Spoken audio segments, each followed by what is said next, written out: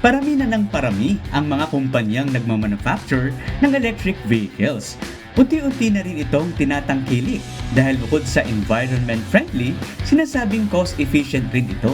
Ngayong linggo, itatampok sa Manibela ang kauna-unahang electric car ng ating co-host na si Alfred Watermax. Ito ang BMW iX xDrive 40. Kapansin-pansin ang exterior at interior looks nito na lahat gawa mula sa premium materials. Para kang sumakay sa isang business class na eroplano. Kita mo halos pasok na pasok yung aking katawan kapag umupo ka dito. At nakikita naman natin na talagang medyo luxury talaga yung dating. May top speed itong 200 km per hour at kayang tumakbo ng 425 km kapag fully charged. Samantala, umaabot naman ng 8 oras ang charging time nito. Papansin nyo na yung lakas ng sports car dito sa ating kotse.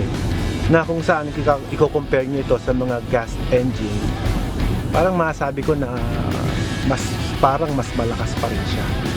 Since this is electric. Para sa infotainment system, may BMW curved display ito na 12.3-inch digital cluster at 14.9-inch control display.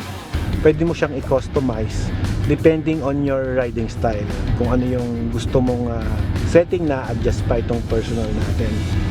Kasama din sa Manibela episode ang may bahay ni Alfred Watermax at ibinahagi din niya kung paanong nagustuhan ng kanilang mga anak ang BMW electric car na ito.